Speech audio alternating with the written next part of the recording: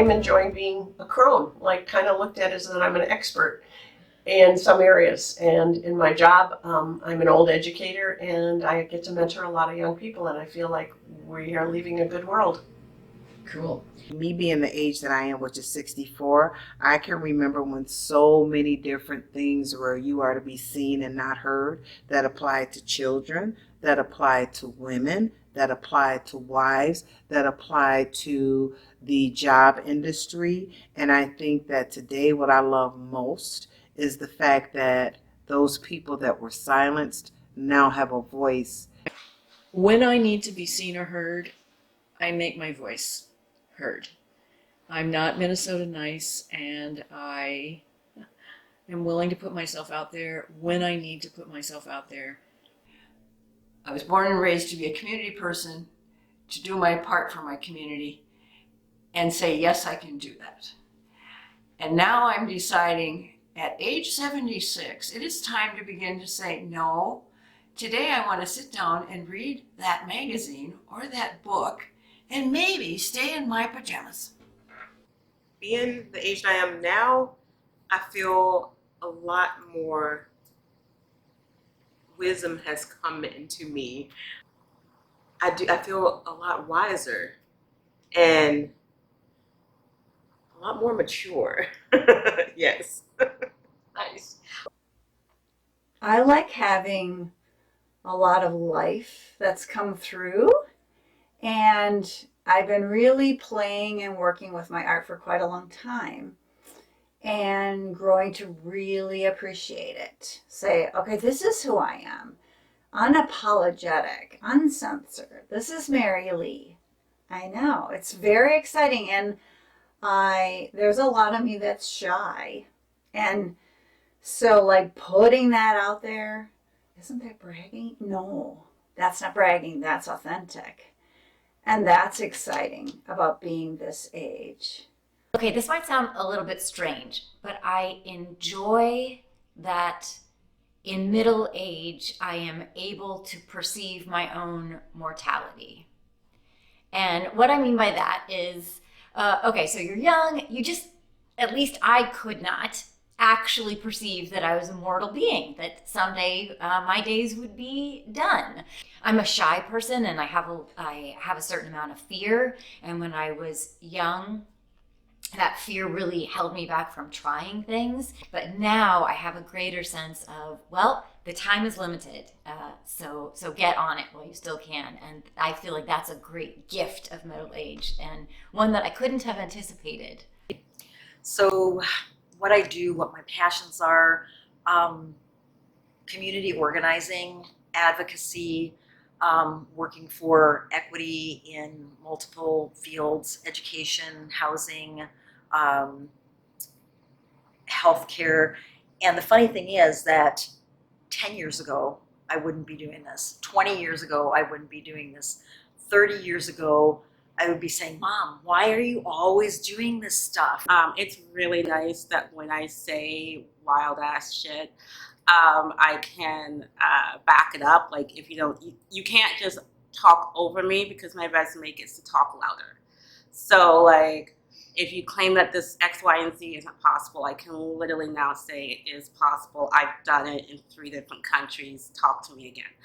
Like, I am very proud to be of a certain age. In fact, I turned 50 2020 in the midst of the peak of social isolation, and it was the first time in my life I had some little twinges of like, oh, I'm turning a number. And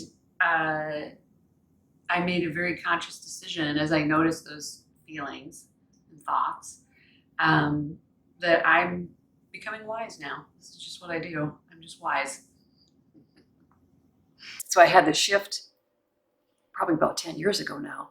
And it was when I was at the Frozen River Film Festival and watching a film. The film was about Alda Leopold. And it just struck me at that moment, something just kind of happened. And I said to myself, how about a film about John Latch, who's Winona's own kind of conservationist and philanthropist. And so I did. I made my first film on John Latch, and it showcased or premiered at the 2017 Frozen River Film Festival, and actually received the People's Choice Award that year. I am a retired school teacher, and I probably still somewhat define myself by that because I loved teaching. But in part, I like learning, and I still like teaching. I am in a couple of volunteer roles right now where I still continue to teach adults, and I really enjoy teaching because it's fun to watch people go, "Huh, I didn't know." Back in the 70s, women were, sex objects, desired objects, and to have an outspoken voice as I did as a young person did not always come across as a positive thing. I will continue to fight, scratch a nail to get my sales going and keep the roof over my head. So I'm used to overcoming obstacles my entire life. So are they only wanting women because of their reproductive value? Because that's what youth to me is. It's like we're trying to use cosmetics and surgery to make ourselves look like we're still in reproductive youth. And I can tell you this, I am really happy to hang that on the past, right? I don't want to be a grown-up anymore. I have never wanted to grow up. And I'm not going to start now. And why? Why? People think because you're getting older, you're going on in years, you have to be older, you have to grow up. No, you don't. No, you don't. Age is in your head. And my age is like 10. I think, well, some days it's a little older. In this last group I'm on, it's with a lot of executives. And I asked my supervisor, I'm like, why did you ask me? And she said, because I think you can give some good insight. Because you can kick ass. Yeah. I just finally feel free to do whatever the heck I want to do.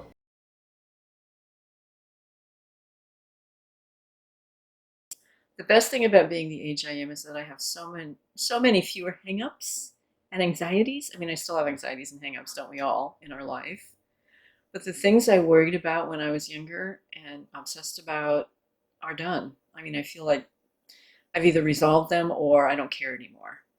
Because I retired, my stress went down, and I had more time to just sleep and relax.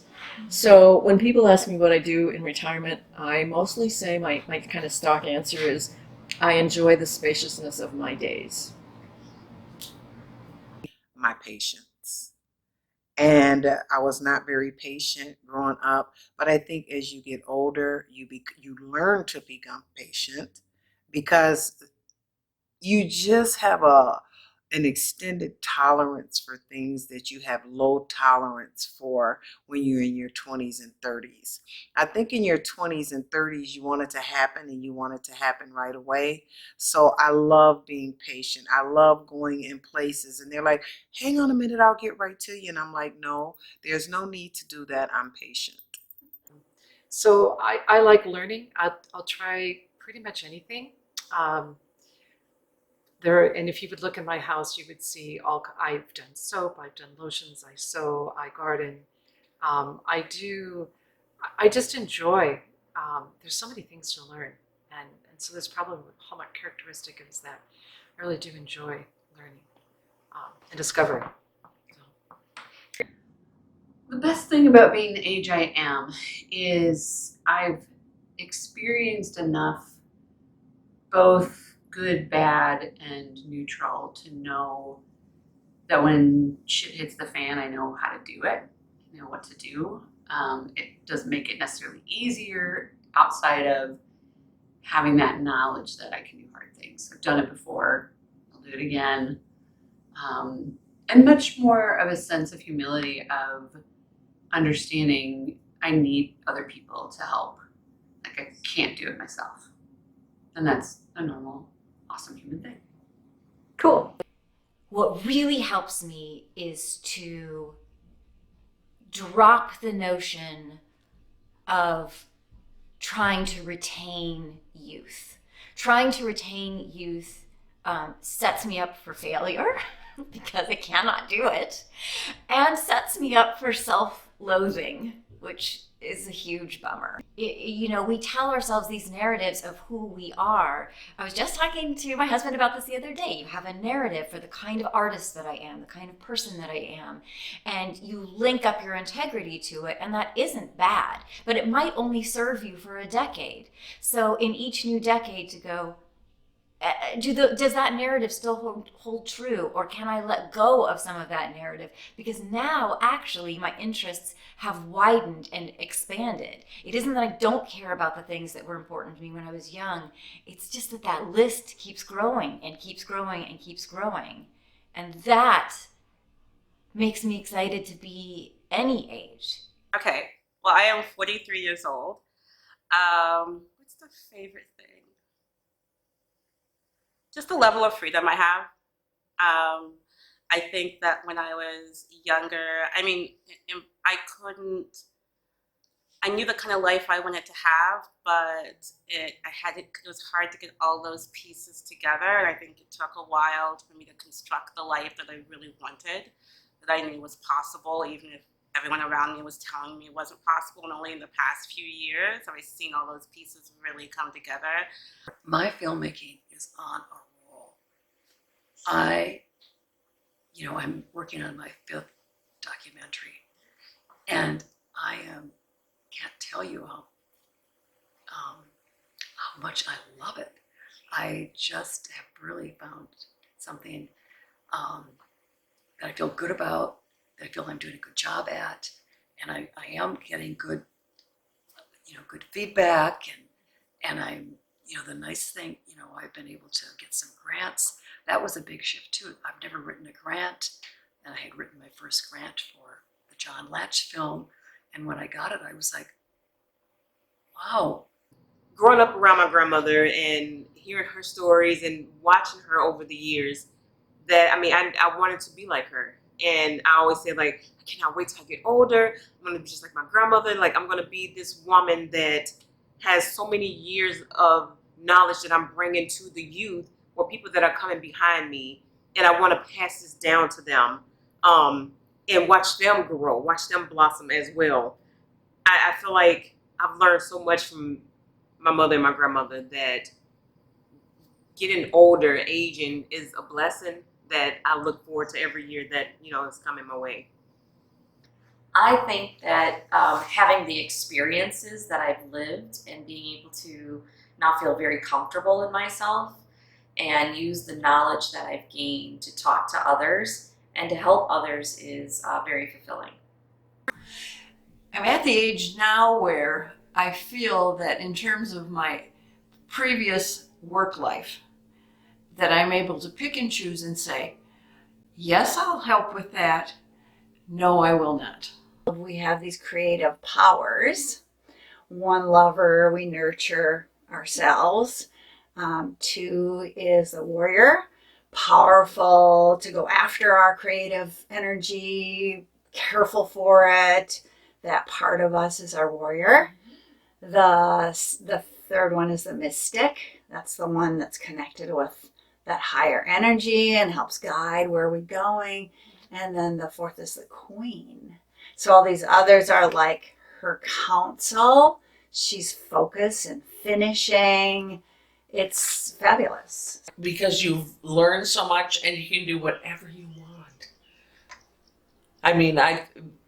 It's great. I never thought I'd be comfortable at the age I'm at, but I am. I've taken care of old people for 46 years now. 46 years. And the ones that are the more motivated, the more active, or the ones that just let life go. They don't worry about getting old, and they're just themselves. I think the best thing is being able to be my own person and make my decisions, which I've had to make a lot of in the last 5 years especially. Reconnecting with high school friends, and we can bounce ideas off each other have a lot of laughs. And I like being a grandma. You know, well, what do you want to be when you grow up, right? That's the classic. And I have a very vivid imagination, and I saw myself with white hair. I'm almost there yet, not quite hair. I mean, white, startlingly white hair. I could see myself so vividly in my mind's eye, and I told them that I wanted to be that woman. And the most important thing to me is just all of the wisdom that I've gained, and I feel like I got buckets full of it now that I never had when I was younger, and also self just courage. You know, I really feel that in life we don't know what's ahead, but we can keep pushing and changing and trying to make it better. I personally live by the motto that I don't count my age in years, but I count in friends. And I think friendships and women that are strong-willed and strong of mind and body and soul can make a difference. So I do have optimism.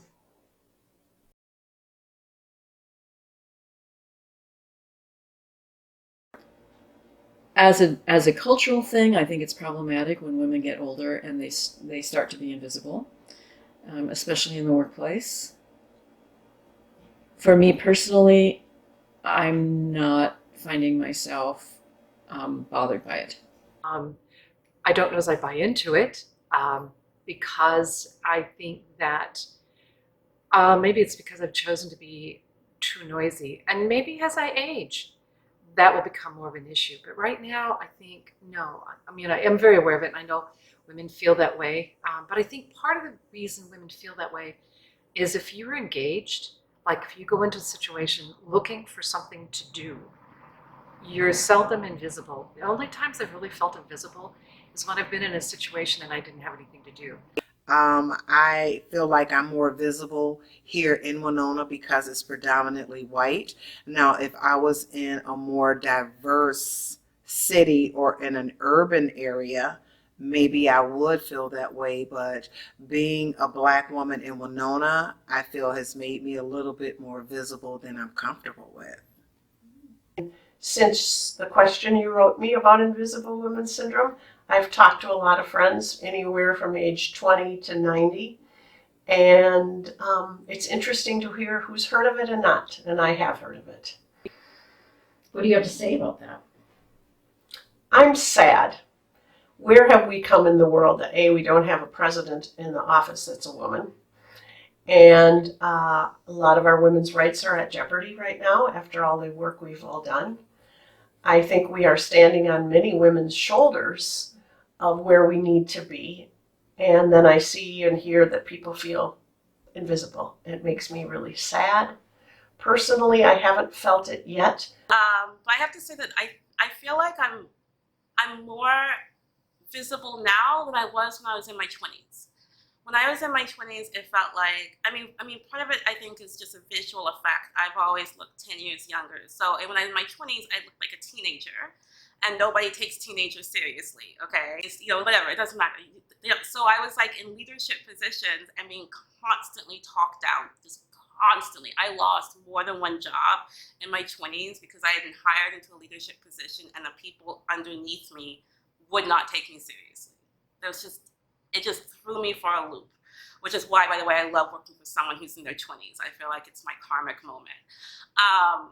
And that happened in my 30s. I think it's because I still look like I was in my early 20s. So like now that I'm like finally looking like a person who they could take seriously for a minute, they actually will take me seriously. So I think I have to like cross over somehow to the other side of this to feel, because I don't feel invisible. I just feel like, finally.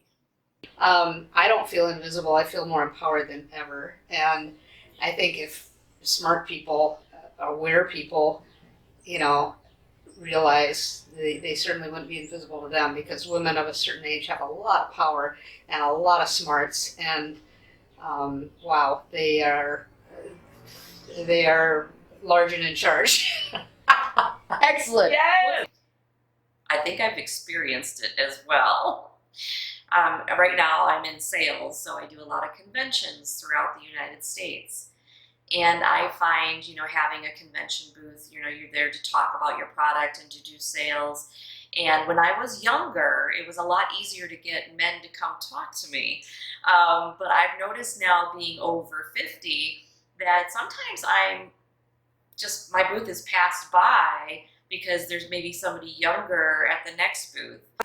Yes, women can become invisible if they choose in our society, but sometimes we are forced into it because of age. Once you can't drive anymore, you can't see well, you don't hear well. I have helped care for people in their homes when it's not been available for them to get out and do things like that. And we do have many new senior living facilities that allow you to move into community and continue to be active. And so I think it's up to each individual, if their lifestyle is such, to reach out and to move out and to call for help. But women are also socialized that you don't need help. So with that philosophy, we just need to continue to educate girls and women of all ages that it is okay to say, yes, I can do that, no, I can't do that, and I need help. People have they're entitled to their own opinion, but it doesn't matter. It doesn't constitute what you're supposed to think. I hear your opinion. Thank you for sharing your opinion, but I don't have to wear your opinion, and I don't have to own your opinion. That's it. Thank you. I would say that just because someone has a look of an older human, they still have a vitality and a richness about who they are. So look a little deeper. Yes, I've heard that. When I was younger, I've heard that. And again, during that time when I was younger and I was hearing that, I didn't quite understand it until now that I am a lot older, and I get it. I see it. I've experienced it. And it doesn't have to be that way. I've also heard the phrase, it's a man's world. And we are kind of just in the background. But we have power. We have wisdom. We have knowledge. We are smart. We are intelligent. I would just say it's up to you all to open your eyes and recognize us. We are here. To a large degree, I wish I could be invisible more often. I know that's ridiculous, but it's what it is. I am a very extroverted looking introvert. Yes, I have. I have heard that. I think I heard it a lot when I was younger, and again, in the way that only a young person can. I think I thought, oh, that's so sad. But I didn't necessarily make the connection that it would ever have anything to do with me. And it's so surprising to reach middle age and then go, oh, this will also apply to me. I also realized that I must have then participated in perpetrating that upon other people when I was young without realizing it. And I think I also foolishly thought when I was young that it might not apply to me because I was never an actor who was cast because I was glamorous or sexy or a love interest. I was a character actor, and I think I foolishly thought then that it might only apply to people who had to be sexy in a certain kind of way. And so it was a great shock to me because it was like a light switch going off. And so what I started to be called in for were women who were described as physically repulsive, disgusting, and very often didn't speak. And so I categorized my new type as the mute grotesque. And it just happened so quickly. It gave me whiplash. So in the context of my professional life, I guess with new blood, so to speak, coming in, that maybe I am not as desirable an employee as I was when I was first out of college or my first 10 years out of college. So it's been, I think, kind of a mixed bag of if I've really had that experience firsthand. What do you have to say to that statement? Goodbye. See you later. Because women of a certain age, men of a certain age, but women of a certain age have certain understandings and certain lived experiences that women who have not reached that age don't have, and really just need to be valued and need to be, I don't want to say like center stage or put on a pedestal, but really need to be valued for who they are and what they've experienced over a lifetime. And I know, again, growing up, hearing my aunts and my mother and my grandparents sharing all of this knowledge or information with me, and me kind of thinking, they don't know what they're talking about. But getting older, realizing like they know because they've been through things similar to what I'm going through now, and they have given me this advice for a reason. Well, I think Hollywood is making a big deal of that phrase right now. The older actresses are putting that front and center on how to change the culture where America values beauty and youth. Unfortunately, I don't think I'm going to see the change happen in my lifetime, but I'm hoping that my daughter's lifetime will be much easier. We're not invisible. You just choose to ignore us because we are very powerful. We are very strong. We are very wise. Well, I don't think, luckily, that I don't think I feel like I'm invisible, because at work I've actually been asked to sit in on different projects, and I take that as a high compliment. To really not let other people determine whether you're invisible or not. You need to just make that decision for yourself and move on and move forward, so that you're not stuck in how other people define you. Yes. Oh, good. And right now our voices is mostly young ladies. What piece of advice would you give these young ladies about aging? That is beautiful. That it's something to look forward to. All of the hardships that we've gone through in the past, it's like a push. Like you go through these things, and in the moment it's like, oh, this is so scary, or I don't know if I can make it through this storm.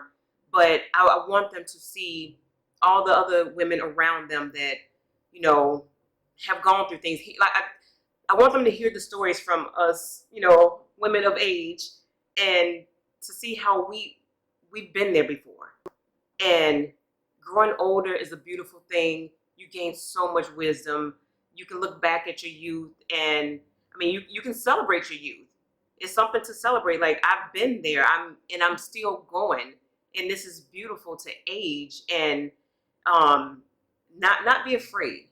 I don't care if people see me or don't see me. Like, I'm doing my thing, and that I cannot be distracted from wanting to have an impact on the world. So, women of a certain age become invisible is only true if we allow it to be true.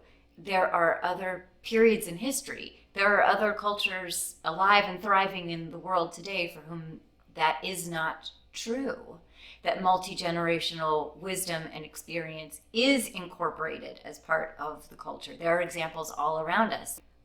The thing that has helped me in my life is being lucky enough to encounter people who do not move through the world in that way, who seek the input and contributions of people, of women. And then I can partner with people who are either open to that or already practicing it. And then we can move through the world differently together, creating different opportunities for ourselves and for other people. But don't ever grow up. That's all I can say is don't ever frickin' grow up, because it's no fun, and it's not necessary. I see you. I see you. And I see your value. And you're not invisible to me. And if you are invisible to other people, then they are at such a loss.